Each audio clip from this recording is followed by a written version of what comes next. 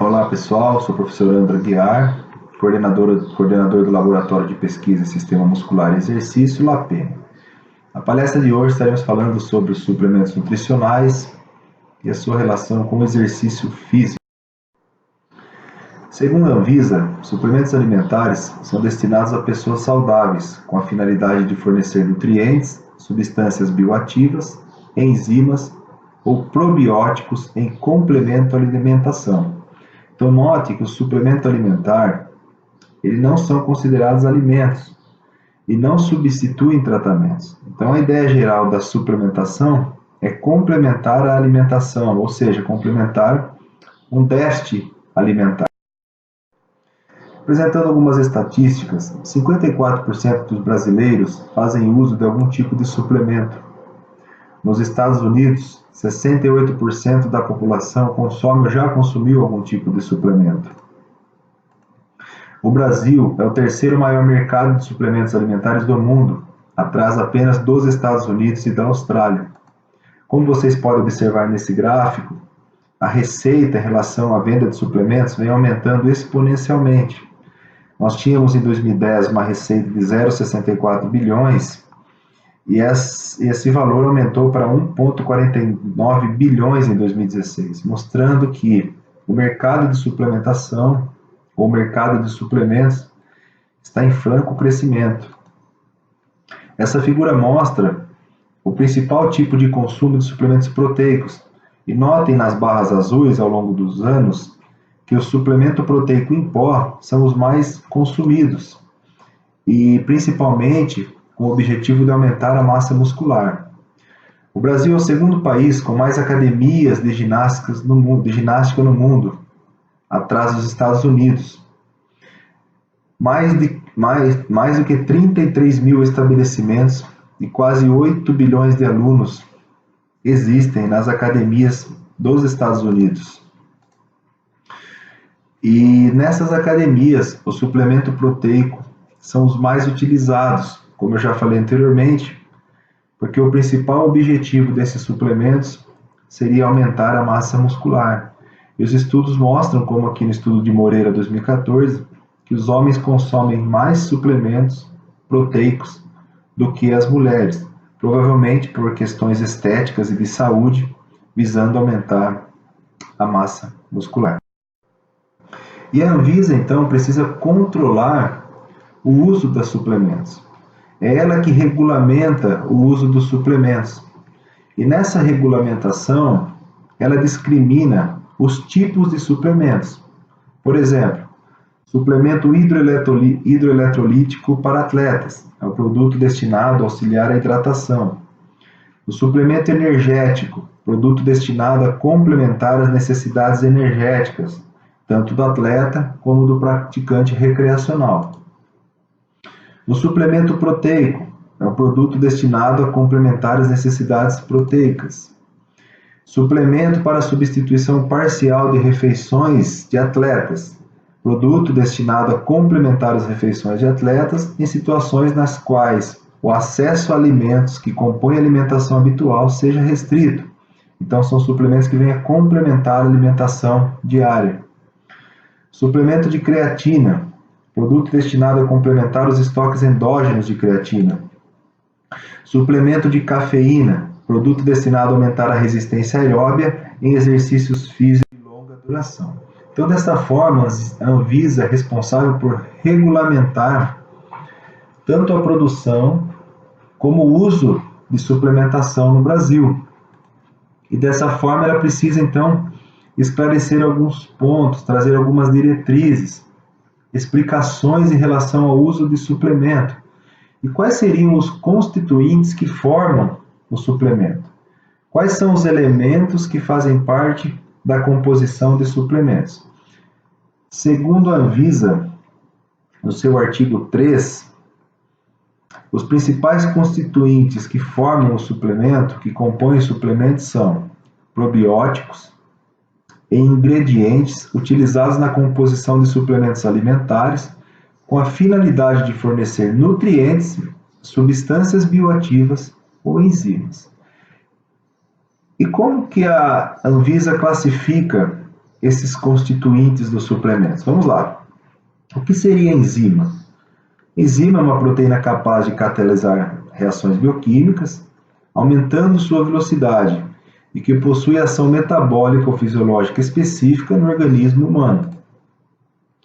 Já os ingredientes são todas as substâncias, incluindo os aditivos alimentares, que se emprega na fabricação ou preparo de alimentos e que está presente no produto final em sua forma original ou modificada. Então, ingredientes são todos os elementos que vão gerar ou resultar no produto final. Tudo então que engloba a produção do suplemento são considerados ingredientes.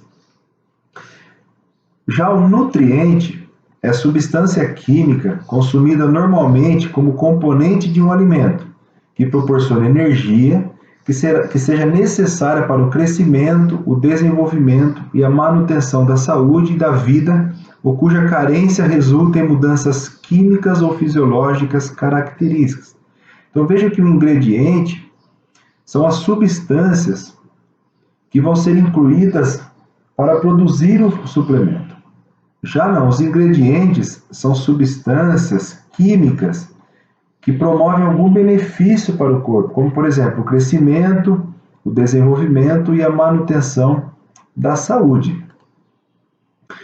Probiótico é um micro-organismo vivo e, quando administrado em quantidades adequadas, confere um benefício à saúde do indivíduo. E por último, a substância bioativa, que pode ser um nutriente ou não nutriente, consumido normalmente como componente de um alimento e que possui ação metabólica ou fisiológica específica no organismo humano. Então, estes são os elementos que vão constituir o suplemento. Então, a Anvisa, ela regulamenta, ela explica cada um desses constituintes para regulamentar, então, a produção do suplemento, que deve conter somente esses elementos, um ou mais desses tipos de elementos aqui citados pela Anvisa. E quais seriam, então, os principais suplementos nutricionais consumidos por atletas e praticantes recreacionais? Eu trouxe uma classificação mais geral para vocês. Então, podemos discriminar os suplementos em suplementos hidroeletrolíticos, que são aqueles que auxiliam na hidratação e reposição de eletrólitos, suplementos energéticos, que são aqueles que complementam as necessidades energéticas do organismo, suplementos proteicos, que complementam as necessidades proteicas, suplementos termogênicos, que contêm substâncias que aceleram o metabolismo, suplementos vasodilatadores, contém nutrientes ou substâncias que aumentam a vasodilatação, os aminoácidos, aqui nós podemos citar principalmente os BCAAs, que são os aminoácidos de cadeia ramificada, que são os principais aminoácidos aí que constituem ou que auxiliam na síntese de proteínas musculares. Nós temos também a cafeína, que contém substâncias que estimulam o sistema nervoso central, então a cafeína que é um estimulante, muito usado aí para o exercício e para o esporte. E de modo geral, então, nós podemos classificar os suplementos em ergogênicos, que são aqueles destinados a melhorar o desempenho físico nos treinos e competições, os suplementos termogênicos, que visam aumentar a temperatura corporal, auxiliando tanto no gasto calórico e também, consequentemente, na metabolização da gordura. Os suplementos anabólicos, que são responsáveis por melhorar o anabolismo muscular. E, então, de modo geral, esses suplementos são usados para manutenção ou aumento da massa muscular. Agora, dentre esses suplementos, que nós chamamos de ergogênicos, termogênicos e anabólicos, quais realmente funcionam em desempenho físico? Eu trouxe para vocês aqui um quadro que resume as duas principais diretrizes publicadas atualmente sobre suplementação nutricional para o exercício e para o esporte.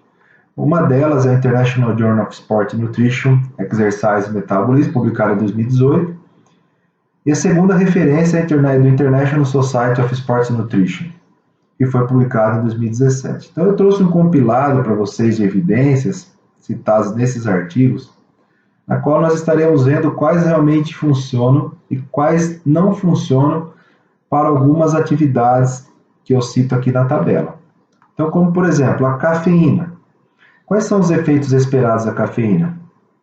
Ela pode ser usada em atividades de endurance e tarefas de sprints repetidos. Então, espera-se que a cafeína melhore o desempenho nessas tarefas. Em relação à sua eficácia, o que nós temos? Que realmente é confirmado que a cafeína promove esses efeitos esperados.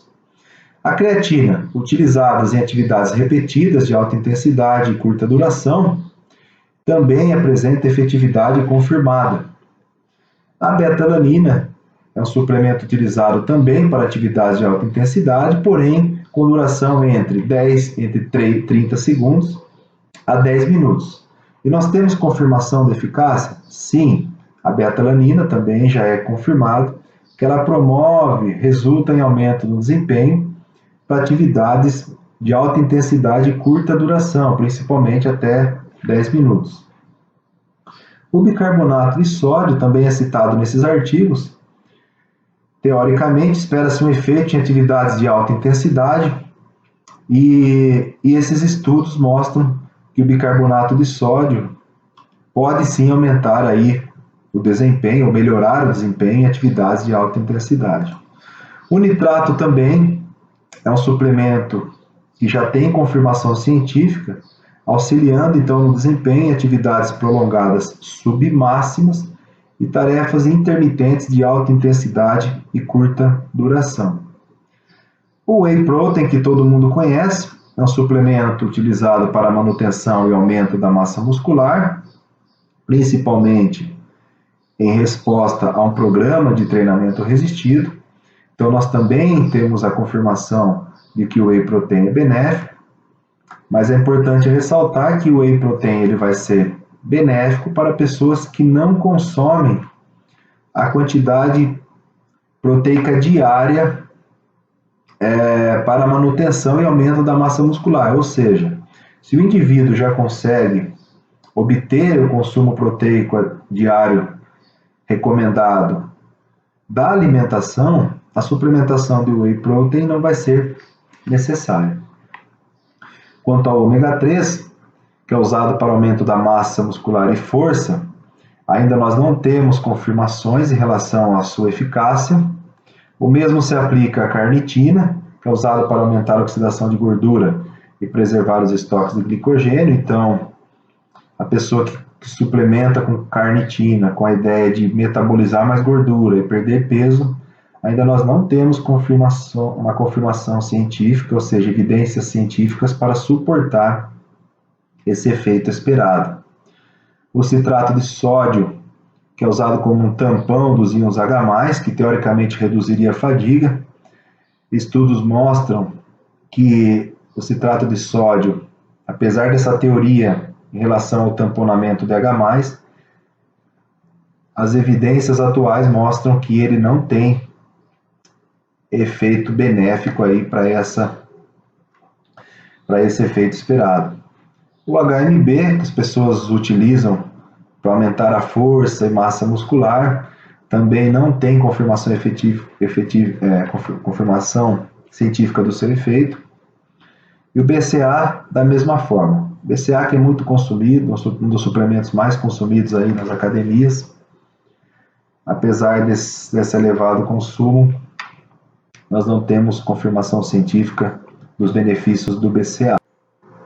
E para nós fecharmos então, a L-arginina, nós também não temos suficiente confirmação para o uso da L-arginina como suplemento ergogênico. O mesmo se aplica à L-citrulina, a citrulina malato, a leucina isolada, que não promove aumento de força e massa muscular.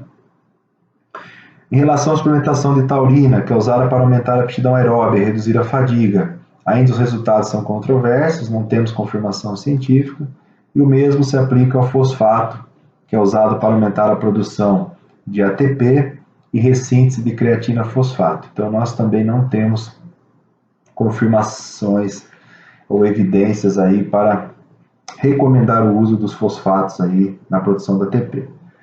Então esse sinalzinho aqui de dúvida que eu coloquei, por que ainda nós temos dúvidas? Por vários motivos que estão citados aqui embaixo. Ainda há um número reduzido de estudos em relação a esses suplementos. Dos estudos existentes, os resultados são contraditórios. Esses estudos, ou a maioria deles, apresentam limitações metodológicas. Além disso, a maioria dos estudos são a curto prazo. Poucos estudos investigaram os efeitos desses suplementos a longo prazo. E utilizaram ou recrutaram diferentes populações. Então, esses fatores impedem que seja estabelecido um consenso em relação ao uso desses suplementos que eu deixei aqui a plaquinha de observação. Ou seja, nós não podemos ainda confirmar a eficácia ou recomendar o uso desses suplementos como adicional ergogênico para o exercício ou o esporte. Em relação às recomendações para o consumo de proteínas, eu trouxe uma tabela geral para vocês que mostra o consumo de proteína diário em gramas por quilo de peso corporal. Então, vou trazer alguns pontos mais importantes dessa tabela. Por exemplo, indivíduos eutróficos, ou seja, normopeso, que estão buscando aumento da massa muscular, se esse indivíduo ele é fisicamente ativo, o consumo de proteína deve estar na faixa de 1,4 a 3,3 gramas. E isso vai depender do nível de aptidão física do indivíduo ou do nível de atividade física do indivíduo. Já o indivíduo que é sobrepeso ou obeso, que busca perder gordura corporal, ou seja, reduzir gordura corporal, perder peso, esse indivíduo ele pode consumir aí proteínas diárias na faixa de 1,2 a 1,5 gramas por quilo de peso corporal.